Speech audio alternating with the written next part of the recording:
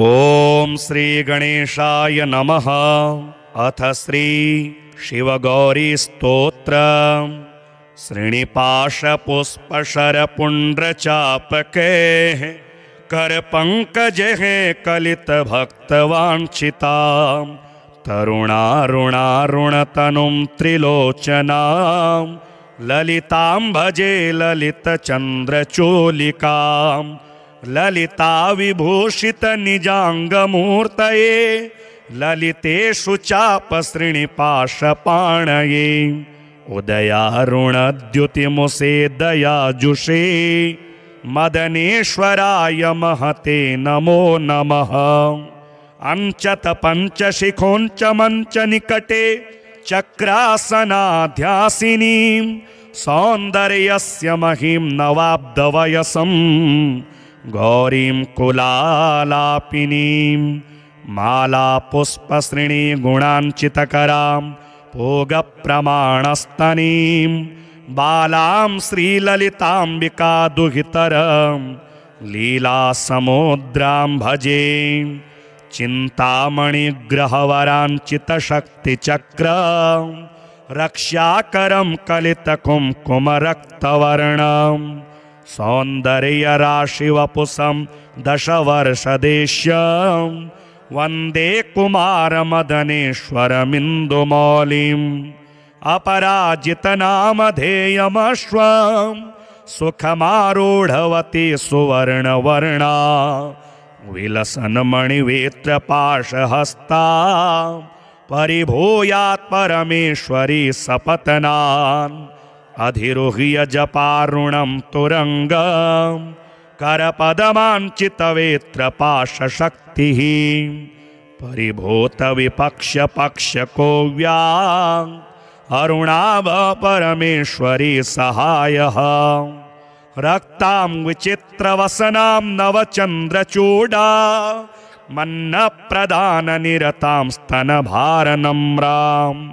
नृत्यन्तमिन्दुशकला भरणं विलोक्य हृष्टां भजे भगवतीं भवदुःखहन्त्रीं उदञ्चिता कुञ्चितवामपादं समञ्चिता हिन्दुकृशानुहस्तम् अन्नप्रदां वीक्ष्य मुदा महेशीं नटन्तमाद्यं नटमाश्रयामः अरुणारुणकोटितुल्यकान्तिं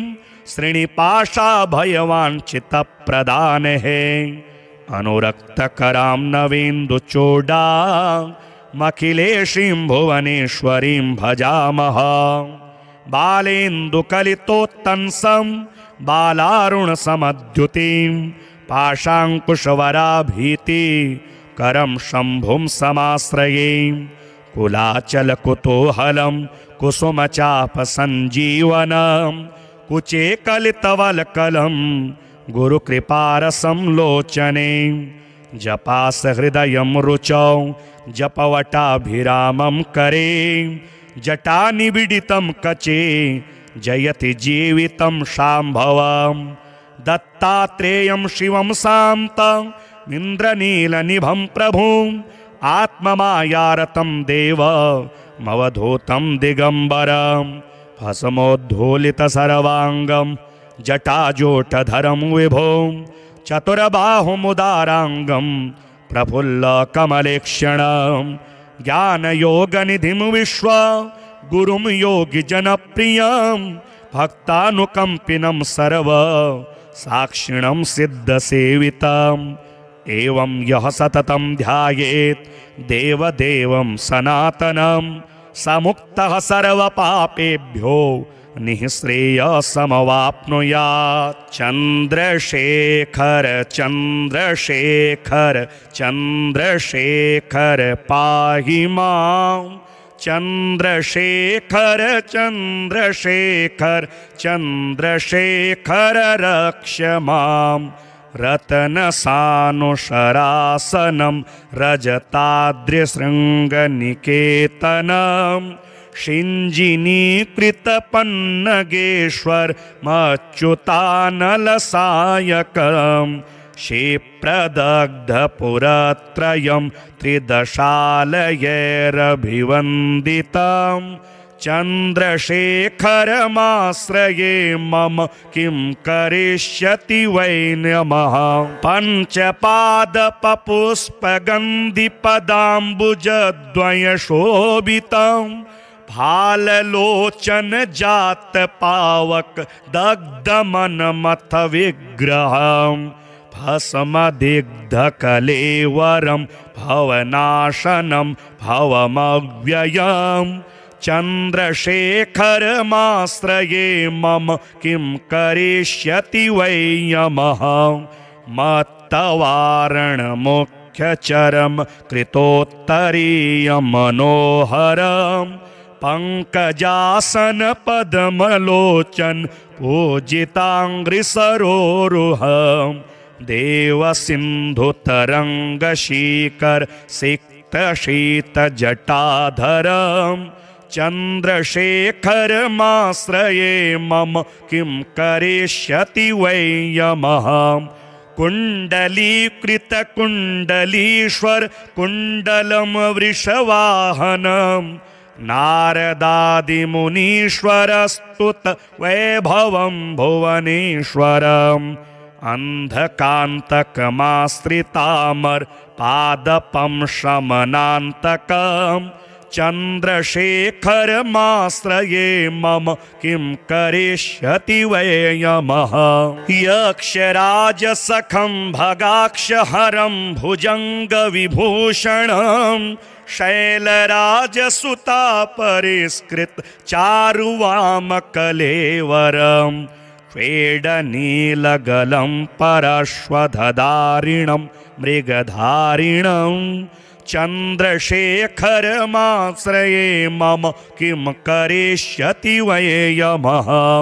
भेषजं भवरोगिणामखिलापदामपहारिणं दक्षयज्ञविनाशनं त्रिगुणात्मकं त्रिविलोचनं भुक्तिमुक्तिफलप्रदं सकलाघसङ्घनिबर्हणं चन्द्रशेखरमाश्रये मम किं करिष्यति वै यमः। भक्तवत्सलमर्चितं निधिमक्षयं हरिदम्बरं सर्वभूतपतिं परात्परमप्रमेयमनामयं सोमवारिदभूताशन सोमपानिलखाकृतिं चन्द्रशेखरमाश्रये मम किं करिष्यति वै यमः। विश्वसृष्टिविदायिनं पुनरेव पालन तत्परं संहरन्तमथ प्रपञ्चमशेषलोकनिवासिनं क्रीडयन्तमहर्निशं गणनाथयोऽथ समाकुलं चन्द्रशेखरमाश्रये मम किं करिष्यति वै यमः। मृत्युभीतमृकण्डसूनुकृतस्तवं शिवसन्निधौ यत्र कुत्र च यः पठेन्नहि तस्य मृत्युभयं भवेत्। दीर्घमायुररोगितामखिलार्थसम्पदमादरात् चन्द्रशेखर एव तस्य ददाति मुक्तिमयत्नतः। श्रीनिपाशपुष्पशरपुण्ड्रचापकैः करपङ्कजैः कलितभक्तवाञ्छितां तरुणारुणारुणतनुं त्रिलोचनां ललितां भजे ललितचन्द्रचूलिकां ललिता विभूषित निजाङ्गमूर्तये ललितेषु चापश्रीनिपाशपाणये उदयारुणद्युतिमुषे दयाजुषे मदनेश्वराय महते नमो नमः। अंचत पंचशिखोंच मंच निकटे चक्रासनाध्यासिनीं सौन्दर्यस्य महिं नवाब्दवयसं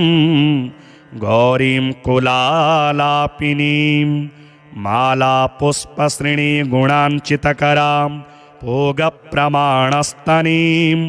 बालां श्रीललिताम्बिका दुहितरं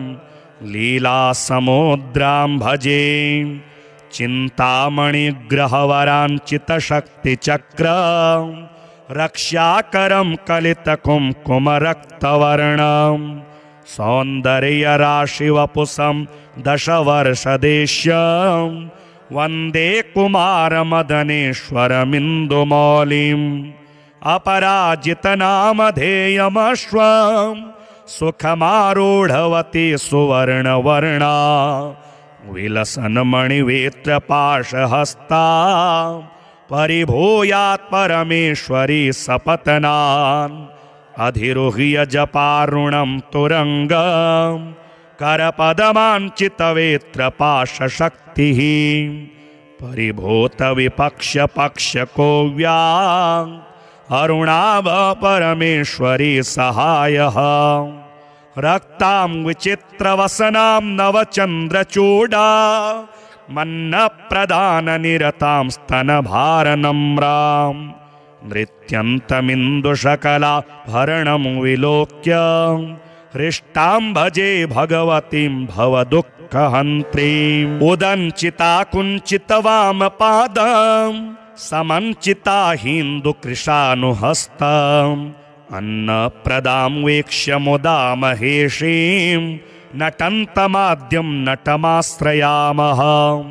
अरुणारुणकोटितुल्यकान्तिं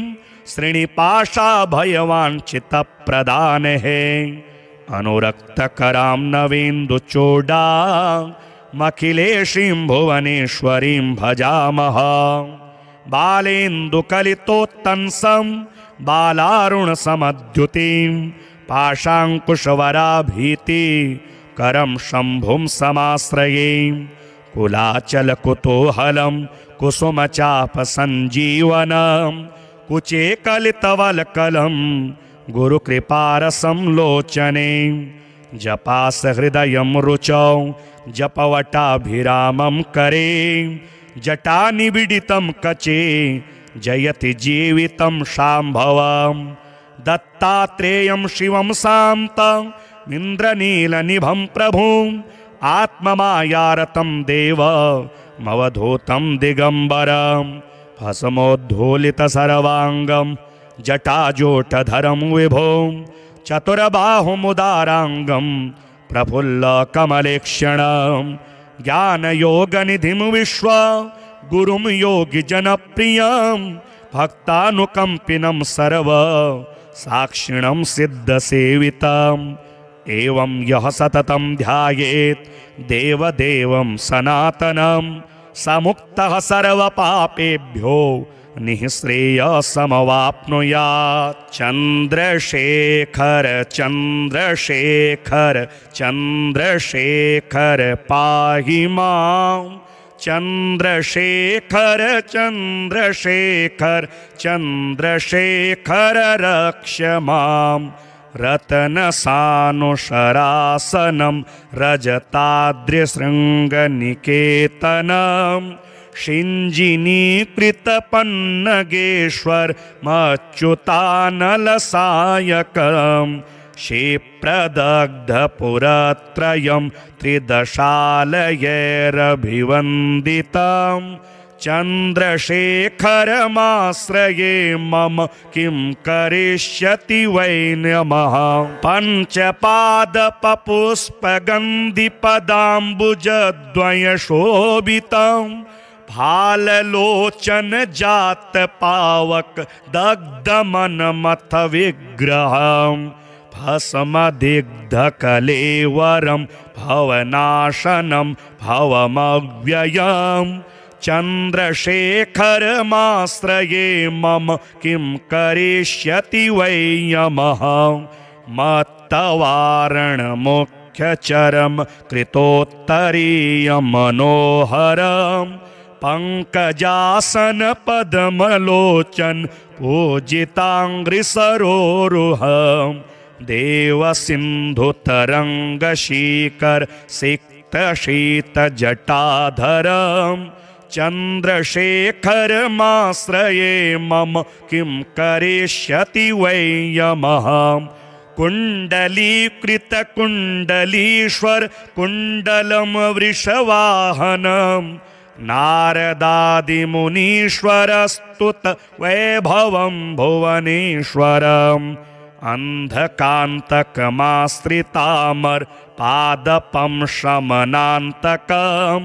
चन्द्रशेखरमाश्रये मम किं करिष्यति वै यमः यक्षराजसखं भगाक्षहरं भुजङ्गविभूषणं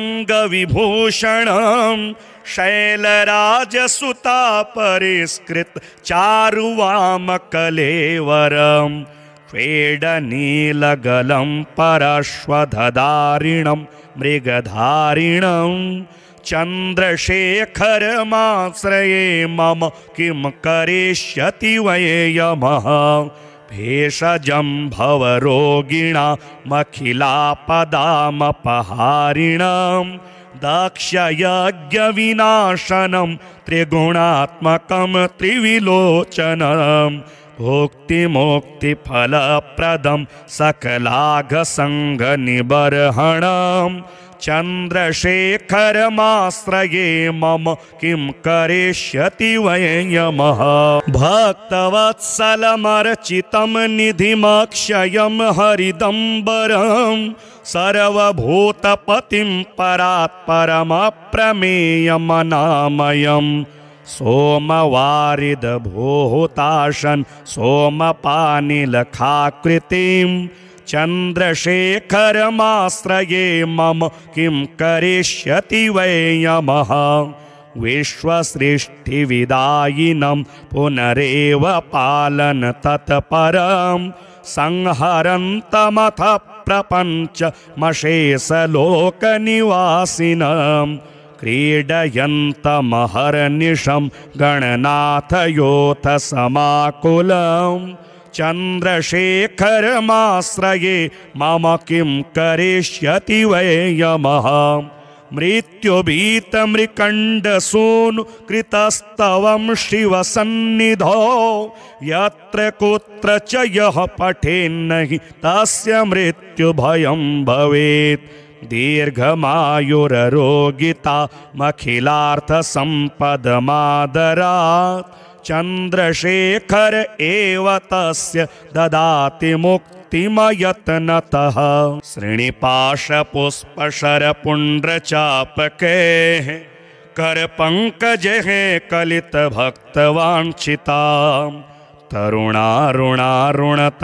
त्रिलोचनां ललितां भजे ललितचन्द्रचूलिकां ललिता विभूषित निजाङ्गमूर्तये ललितेषु चापश्रीनिपाशपाणये उदयारुणद्युतिमुषे दयाजुषे मदनेश्वराय महते नमो नमः अंचत पंचशिखोंच मंच निकटे चक्रासनाध्यासिनीं सौन्दर्यस्य महिं नवाब्दवयसं गौरीं कुलालापिनीं मालापुष्पश्रेणी गुणाञ्चितकरां भोगप्रमाणस्तनीं बालां श्रीललिताम्बिका दुहितरं लीलासमुद्रां भजे चिन्तामणिग्रहवराञ्चितशक्तिचक्रं रक्ष्याकरं कलितकुङ्कुमरक्तवर्णं सौन्दर्यराशिवपुषं दशवर्षदेश्यं वन्दे कुमारमदनेश्वरमिन्दुमौलिम् अपराजितनामधेयमश्वं सुखमारूढवती सुवर्णवर्णा विलसन्मणिवेत्रपाशहस्ता परिभूयात् परमेश्वरी सपत्नान् अधिरुह्य जपारुणं तुरङ्गं करपदमाञ्चितवेत्रपाशशक्तिः परिभूतविपक्ष्यपक्ष्यकोव्यां अरुणाभ परमेश्वरी सहायः रक्तां विचित्रवसनां नवचन्द्रचूडा मन्नप्रदाननिरतां स्तनभारनम्रां नृत्यन्तमिन्दुशकलाभरणं विलोक्य हृष्टां भजे भगवतीं भवदुःखहन्त्रीम् उदञ्चिता कुञ्चितवामपादं समञ्चिता हिन्दुकृशानुहस्तम् अन्नप्रदां वीक्ष्य मुदा महेशीं नटन्तमाद्यं नटमाश्रयामः अरुणारुणकोटितुल्यकान्तिं श्रीनिपाशाभयवाञ्छितप्रदानेः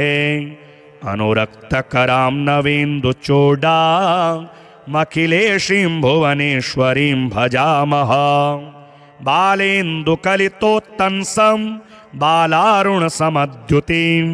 पाशाङ्कुशवराभीति करं शम्भुं समाश्रये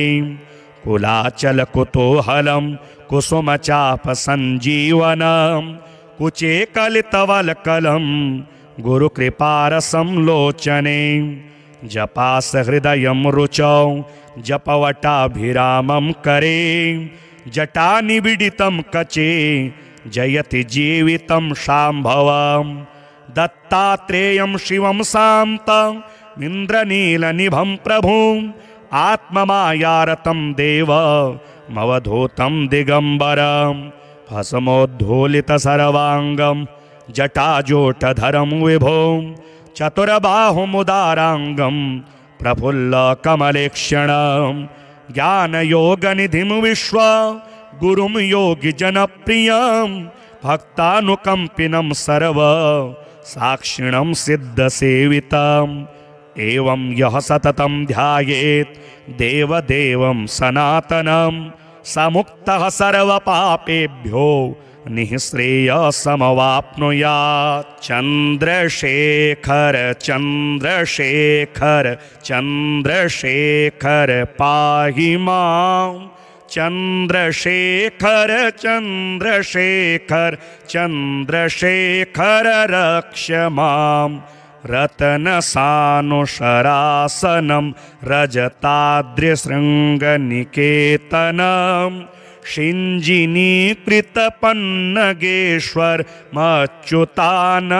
शिञ्जिनीकृतपन्नगेश्वरमच्युतानलसायकं क्षिप्रदग्धपुरत्रयं त्रिदशालयैरभिवन्दितं चन्द्रशेखरमाश्रये मम किं करिष्यति वै नमः पञ्चपादपपुष्पगन्धिपदाम्बुजद्वयशोभितं भाललोचन जातपावक दग्धमनमथ विग्रहं भस्मदिग्धकलेवरं भवनाशनं भवमव्ययम् चन्द्रशेखरमाश्रये मम किं करिष्यति वै यमः मत्तवारणमुख्यचरं कृतोत्तरीयं मनोहरं पङ्कजासनपद्मलोचन पूजिताङ्घ्रिसरोरुहं देवसिन्धुतरङ्गशीकर सिक्तशीतजटाधरम् चन्द्रशेखरमाश्रये मम किं करिष्यति वै यमः कुण्डलीकृतकुण्डलीश्वर कुण्डलं वृषवाहनं नारदादिमुनीश्वरस्तुत वैभवं भुवनेश्वरम् अन्धकान्तकमाश्रितामर पादपं शमनान्तकम् चन्द्रशेखरमाश्रये मम किं करिष्यति वै यमः यक्षराजसखं भगाक्षहरं भुजङ्गविभूषणं शैलराजसुतापरिष्कृत चारुवामकलेवरं फेडनीलगलं परश्वधारिणं मृगधारिणं चन्द्रशेखरमाश्रये मम किं करिष्यति वै यमः भेषजं भवरोगिणामखिलापदामपहारिणं दक्षयज्ञविनाशनं त्रिगुणात्मकं त्रिविलोचनं भुक्तिमुक्तिफलप्रदं सकलाघसङ्गनिबर्हणं चन्द्रशेखरमाश्रये मम किं करिष्यति वै यमः। भक्तवत्सलमर्चितं निधिमक्षयं हरिदम्बरं सर्वभूतपतिं परात्परमप्रमेयमनामयम् सोमवारिदभूताशन् सोमपानिलखाकृतिं चन्द्रशेखरमाश्रये मम किं करिष्यति वै यमः। विश्वसृष्टिविदायिनं पुनरेव पालन तत्परं संहरन्तमथ प्रपञ्चमशेषलोकनिवासिनं क्रीडयन्तमहर्निशं गणनाथयोऽथ समाकुलं चन्द्रशेखरमाश्रये मम किं करिष्यति वै यमः। मृत्युभीतमृकण्डसूनु कृतस्तवं शिवसन्निधौ यत्र कुत्र च यः पठेन्नहि तस्य मृत्युभयं भवेत्। दीर्घमायुररोगितामखिलार्थसम्पदमादरात् चन्द्रशेखर एव तस्य ददाति मुक्तिमयत्नतः। श्रीनिपाशपुष्पशरपुण्ड्रचापकैः करपङ्कजैः कलितभक्तवाञ्छितां तरुणारुणारुणतनुं त्रिलोचनां ललितां भजे ललितचन्द्रचूलिकां ललिता विभूषित निजाङ्गमूर्तये ललितेषु चापश्रीनिपाशपाणये उदयारुणद्युतिमुषे दयाजुषे मदनेश्वराय महते नमो नमः। अंचत पंचशिखोंच मंच निकटे चक्रासनाध्यासिनीं सौन्दर्यस्य महीं नवाब्दवयसं गौरीं कुलालापिनीं मालापुष्पश्रेणी गुणाञ्चितकरां भोगप्रमाणस्तनीं बालां श्रीललिताम्बिका दुहितरं लीलासमुद्रां भजे चिन्तामणिग्रहवराञ्चितशक्तिचक्रं रक्षाकरं कलितकुङ्कुमरक्तवर्णं सौन्दर्यराशिवपुषं दशवर्षदेश्यं वन्दे कुमारमदनेश्वरमिन्दुमौलिम् अपराजितनामधेयमश्वं सुखमारूढवती सुवर्णवर्णा विलसन्मणिवेत्रपाशहस्ता परिभूयात् परमेश्वरी सपत्नान् अधिरुह्य जपारुणं तुरङ्गं करपदमाञ्चितवेत्रपाशशक्तिः परिभूतविपक्षपक्षकोव्या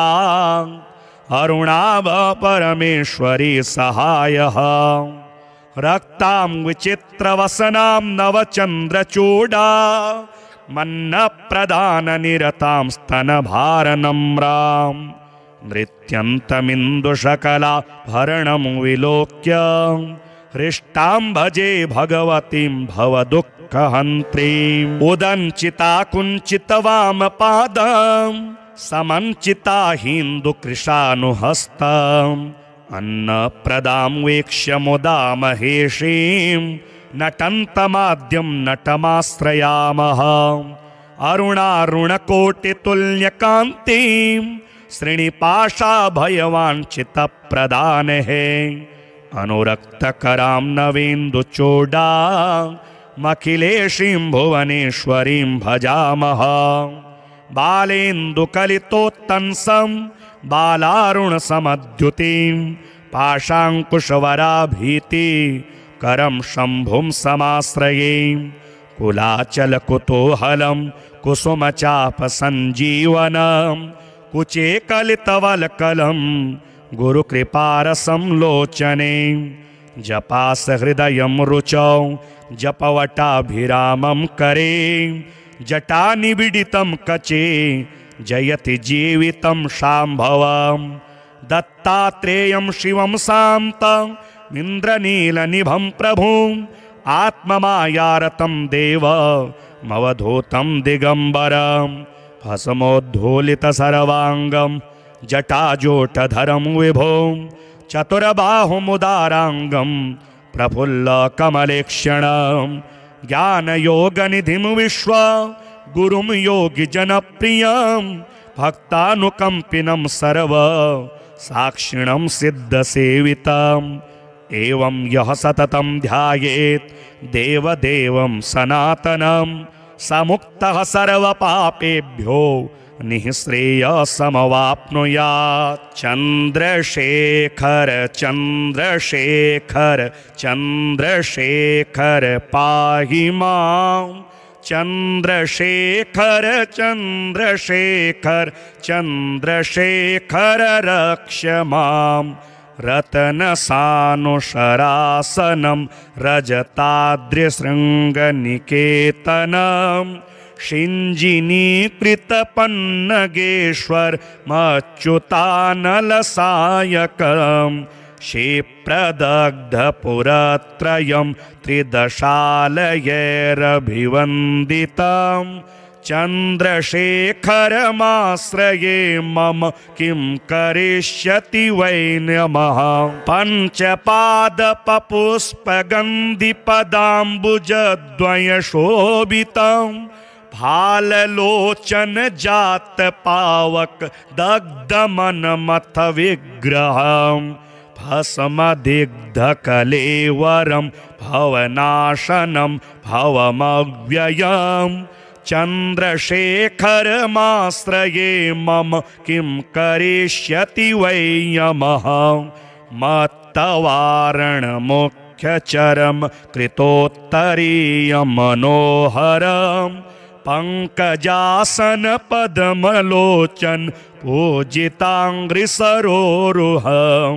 देवसिन्धुतरङ्गशीकर सिक्तशीतजटाधरम्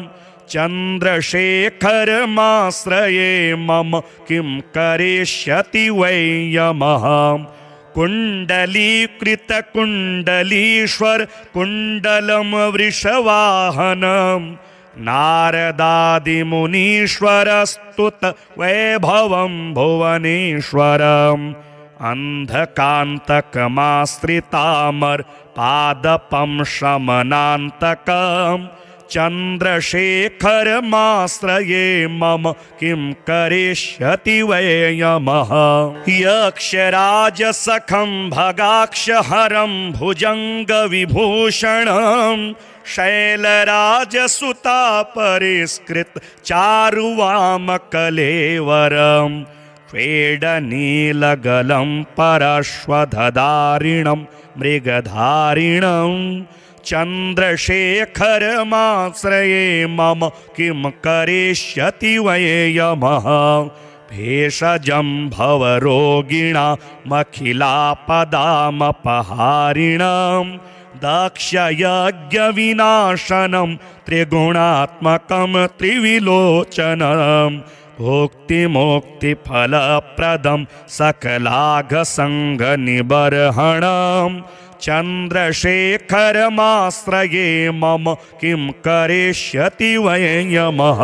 भक्तवत्सलमर्चितं निधिमक्षयं हरिदम्बरं सर्वभूतपतिं परात्परमप्रमेयमनामयम् सोमवारिदभूताशन सोमपानिलखाकृतिं चन्द्रशेखरमाश्रये मम किं करिष्यति वै यमः। विश्वसृष्टिविदायिनं पुनरेव पालन तत्परं संहरन्तमथ प्रपञ्चमशेषलोकनिवासिनं क्रीडयन्तमहर्निशं गणनाथयोऽथ समाकुलं चन्द्रशेखरमाश्रये मम किं करिष्यति वै यमः। मृत्युभीतमृकण्डसूनु कृतस्तवं शिवसन्निधौ यत्र कुत्र च यः पठेन्नहि तस्य मृत्युभयं भवेत् दीर्घमायुररोगितामखिलार्थसम्पदमादरात् चन्द्रशेखर एव तस्य ददाति मुक्तिमयत्नतः श्रीनिपाशपुष्पशरपुण्ड्रचापकैः करपङ्कजैः कलितभक्तवाञ्छितां तरुणारुणारुणतनुं त्रिलोचनां ललितां भजे ललितचन्द्रचूलिकां ललिता विभूषित निजाङ्गमूर्तये ललितेषु चापसृणिपाशपाणये उदयारुणद्युतिमुषे दयाजुषे मदनेश्वराय महते नमो नमः अंचत पंचशिखोंच मंच निकटे चक्रासनाध्यासिनीं सौन्दर्यस्य महिं नवाब्दवयसं गौरीं कुलालापिनीं मालापुष्पसृणी गुणाञ्चितकरां भोगप्रमाणस्तनीं बालां श्रीललिताम्बिका दुहितरं लीलासमुद्रां भजे चिन्तामणिग्रहवराञ्चितशक्तिचक्रं रक्ष्याकरं कलितकुङ्कुमरक्तवर्णं सौन्दर्यराशिवपुषं दशवर्षदेश्यं वन्दे कुमारमदनेश्वरमिन्दुमौलिम् अपराजितनामधेयमश्वं सुखमारूढवती सुवर्णवर्णा विलसन्मणिवेत्रपाशहस्ता परिभूयात् परमेश्वरी सपत्नान् अधिरुह्य जपारुणं तुरङ्गं करपदमाञ्चितवेत्रपाशशक्तिः परिभूतविपक्षपक्षकोव्याम् अरुणाभ परमेश्वरी सहायः रक्तां विचित्रवसनां नवचन्द्रचूडा मन्नप्रदाननिरतां स्तनभारनम्रां नृत्यन्तमिन्दुशकला भरणं विलोक्य हृष्टां भजे भगवतीं भवदुःखहन्त्रीम् उदञ्चिता कुञ्चितवामपादं समञ्चिता हिन्दुकृशानुहस्तम् अन्नप्रदां वीक्ष्य मुदा महेशीं नटन्तमाद्यं नटमाश्रयामः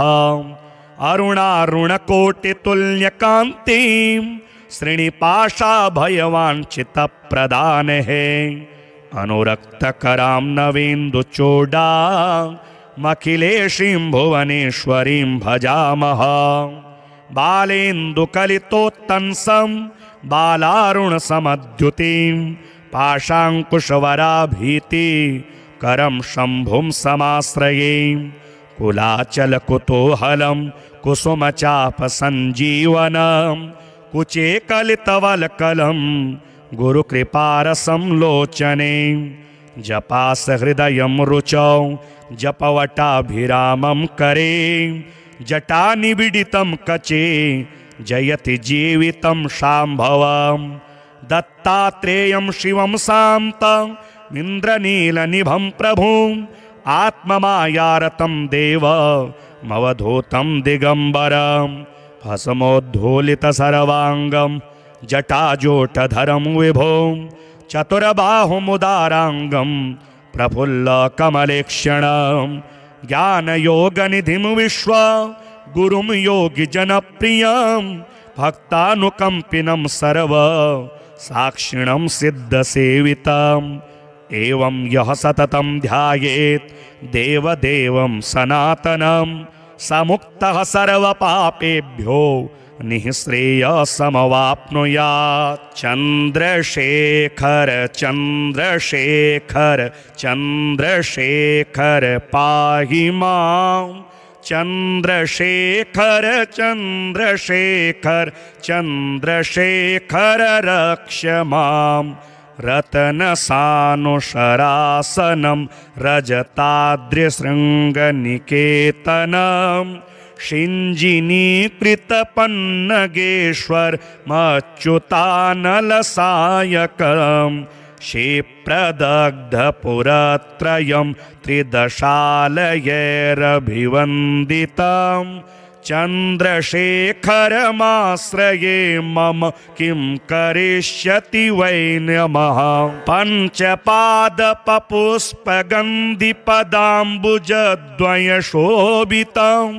फाललोचन जातपावक दग्धमनमथ विग्रहं भस्मदिग्धकलेवरं भवनाशनं भवमव्ययम् चन्द्रशेखरमाश्रये मम किं करिष्यति वै यमः। मत्तवारणमुख्यचरं कृतोत्तरीयमनोहरं पङ्कजासनपद्मलोचन पूजिताङ्घ्रिसरोरुहं देवसिन्धुतरङ्गशीकर सिक्तशीतजटाधरं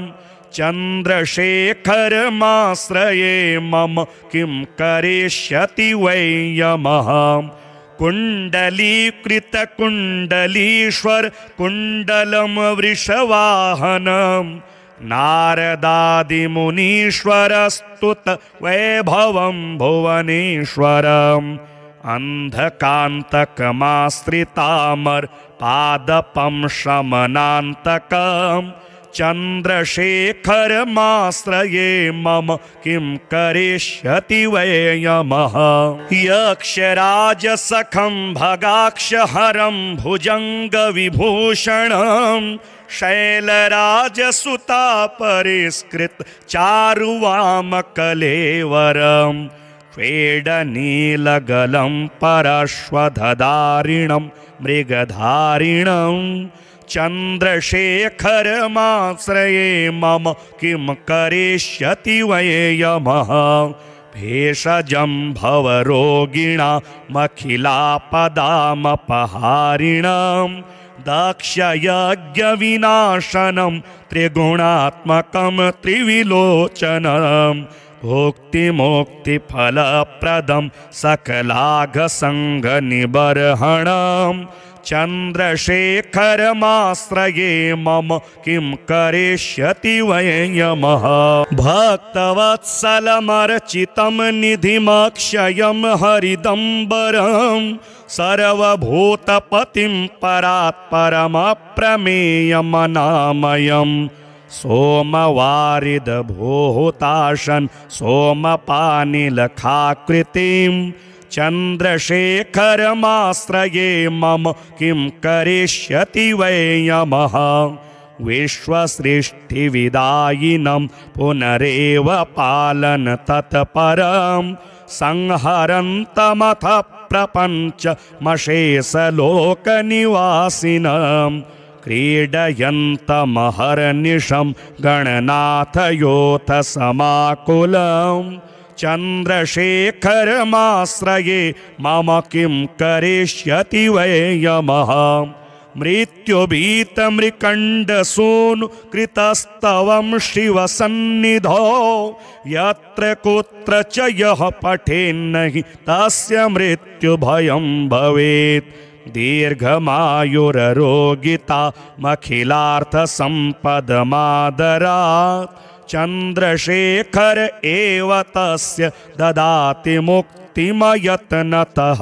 श्रीनिपाशपुष्पशरपुण्ड्रचापकैः करपङ्कजैः कलितभक्तवाञ्छितां तरुणारुणारुणतनुं त्रिलोचनां ललितां भजे ललितचन्द्रचूलिकां ललिता विभूषित निजाङ्गमूर्तये ललितेषु चापश्रीनिपाशपाणये उदयारुणद्युतिमुषे दयाजुषे मदनेश्वराय महते नमो नमः। अंचत पंचशिखोंच मंच निकटे चक्रासनाध्यासिनीं सौन्दर्यस्य महीं नवाब्दवयसं गौरीं कुलालापिनीं मालापुष्पश्रेणी गुणाञ्चितकरां भोगप्रमाणस्तनीं बालां श्रीललिताम्बिका दुहितरं लीलासमुद्रां भजे चिन्तामणिग्रहवराञ्चितशक्तिचक्र रक्षाकरं कलितकुङ्कुमरक्तवर्णं सौन्दर्यराशिवपुषं दशवर्षदेश्यं वन्दे कुमारमदनेश्वरमिन्दुमौलिम् अपराजितनामधेयमश्वं सुखमारूढवती सुवर्णवर्णा विलसन्मणिवेत्रपाशहस्ता परिभूयात् परमेश्वरी सपत्नान् अधिरुह्य जपारुणं तुरङ्गं करपदमाञ्चितवेत्रपाशशक्तिः परिभूतविपक्षपक्षकोव्या अरुणाभ परमेश्वरी सहायः रक्तां विचित्रवसनां नवचन्द्रचूडा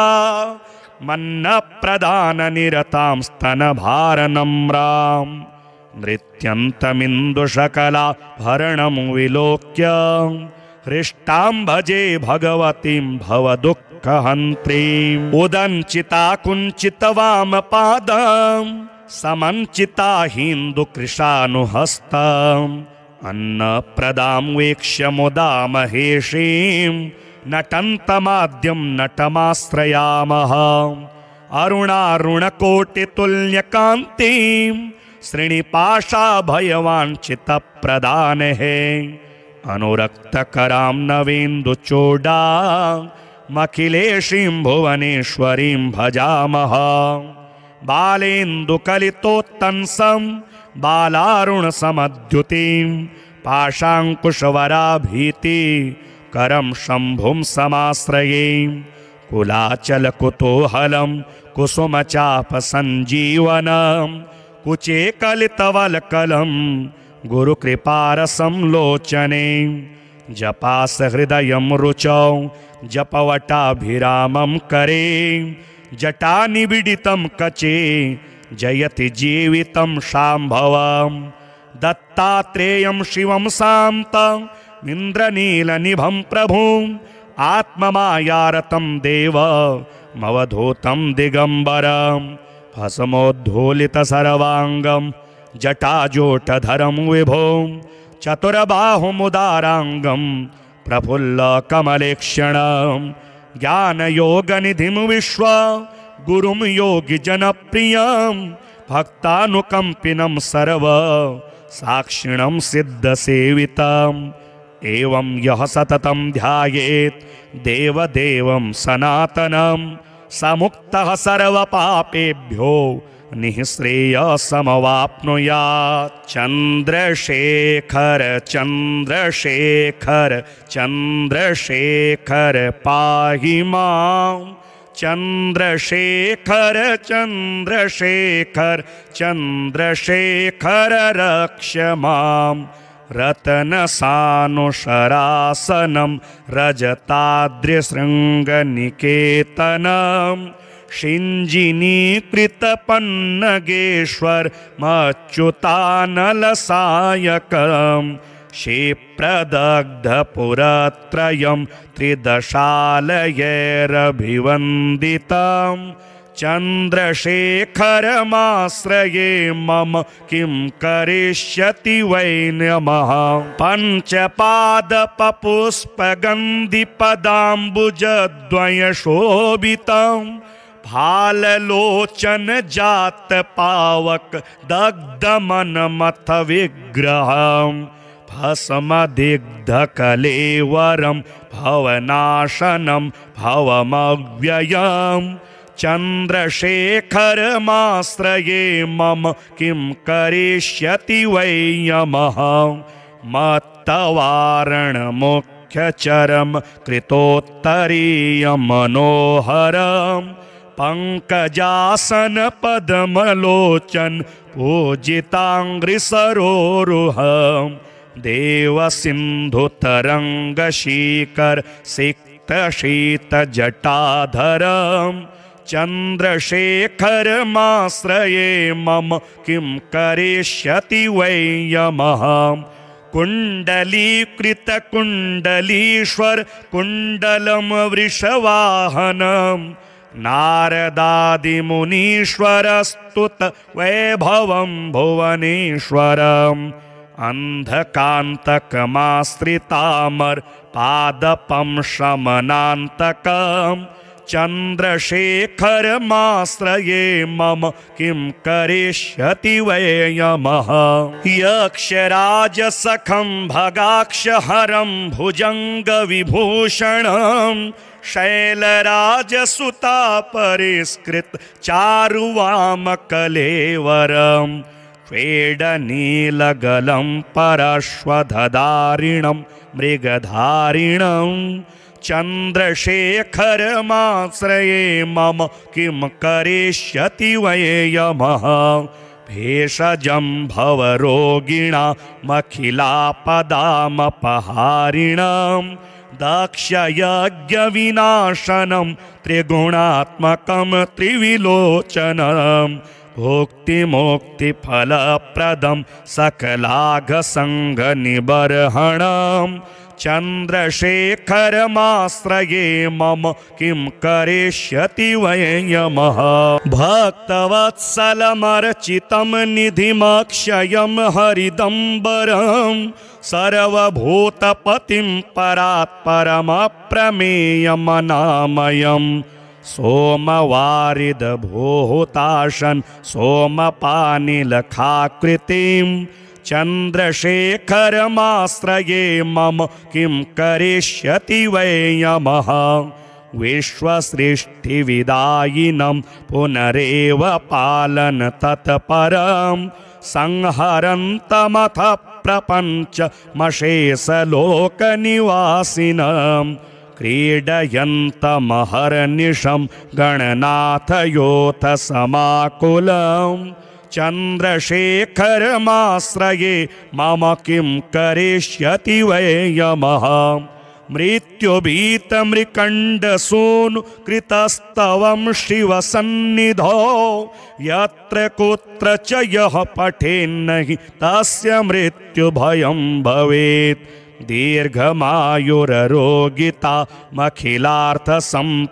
दीर्घमायुररोगितामखिलार्थसम्पदमादरात् चन्द्रशेखर एव तस्य ददाति मुक्तिमयत्नतः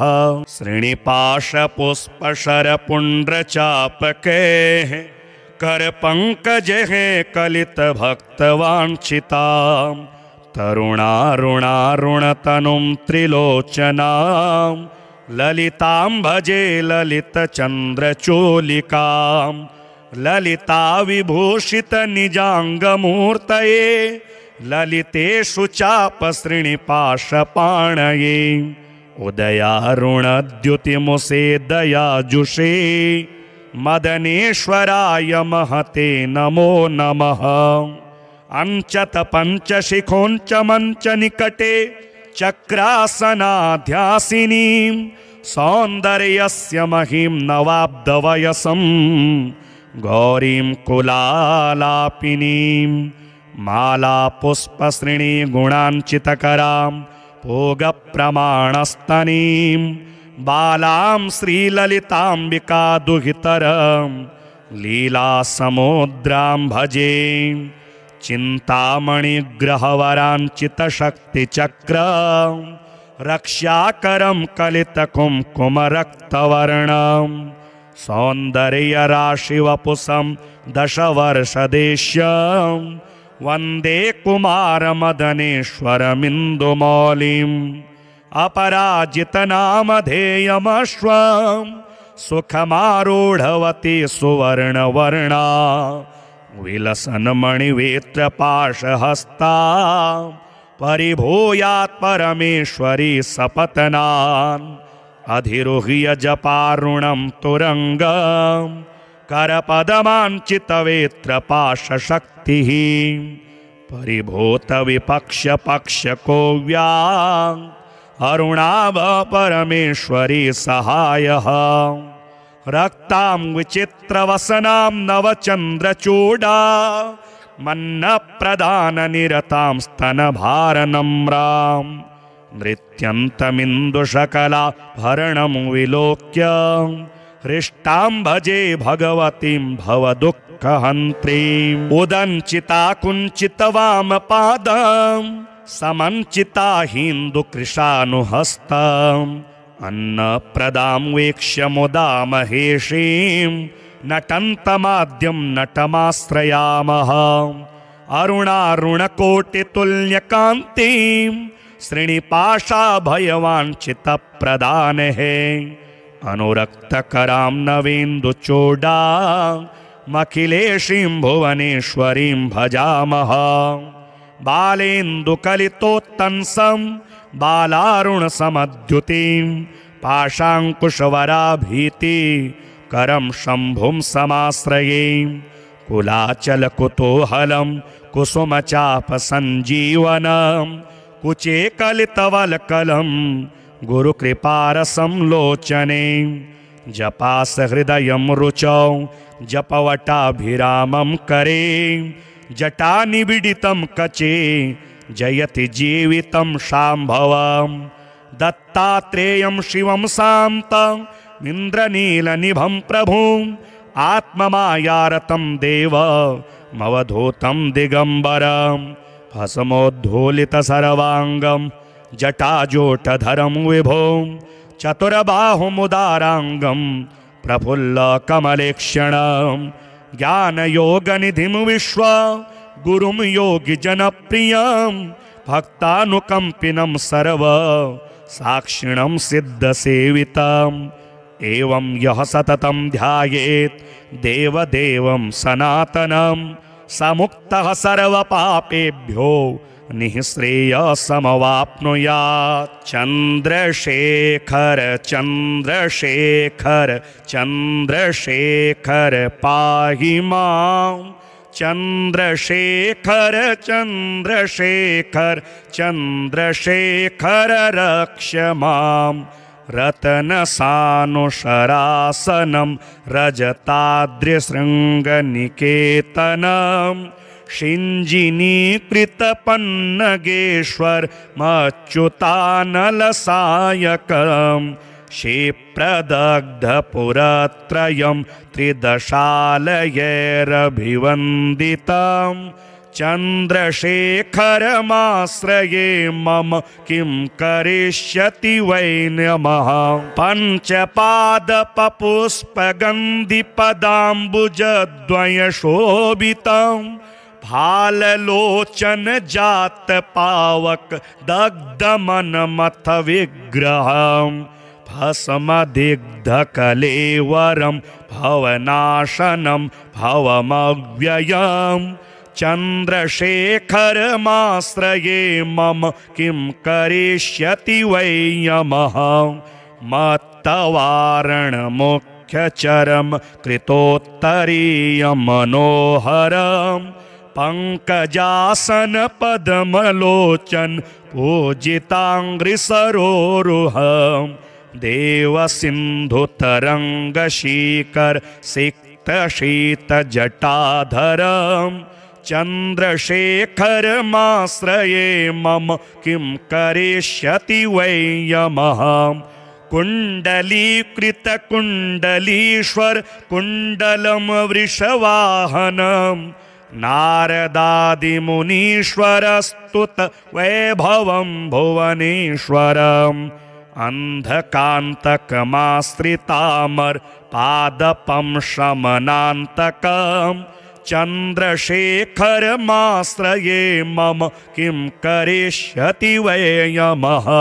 यक्षराजसखं भगाक्षहरं भुजङ्गविभूषणं शैलराजसुतापरिष्कृत चारुवामकलेवरं स्वेदनीलगलं परश्वधारिणं मृगधारिणं चन्द्रशेखरमाश्रये मम किं करिष्यति वै यमः भेषजं भवरोगिणामखिलापदामपहारिणां दक्षयज्ञविनाशनं त्रिगुणात्मकं त्रिविलोचनं भुक्तिमुक्तिफलप्रदं सकलाघसङ्घनिबर्हणं चन्द्रशेखरमाश्रये मम किं करिष्यति वै यमः। भक्तवत्सलमर्चितं निधिमक्षयं हरिदम्बरं सर्वभूतपतिं परात्परमप्रमेयमनामयं सोमवारिदभूताशन् सोमपानिलखाकृतिं चन्द्रशेखरमाश्रये मम किं करिष्यति वै यमः। विश्वसृष्टिविदायिनं पुनरेव पालन तत्परं संहरन्तमथ प्रपञ्चमशेषलोकनिवासिनं क्रीडयन्तमहर्निशं गणनाथयोऽथ समाकुलं चन्द्रशेखरमाश्रये मम किं करिष्यति वै यमः। मृत्युभीतमृकण्डसूनु कृतस्तवं शिवसन्निधौ यत्र कुत्र च यः पठेन्नहि तस्य मृत्युभयं भवेत्। दीर्घमायुररोगितामखिलार्थसम्पदमादरात् चन्द्रशेखर एव तस्य ददाति मुक्तिमयत्नतः।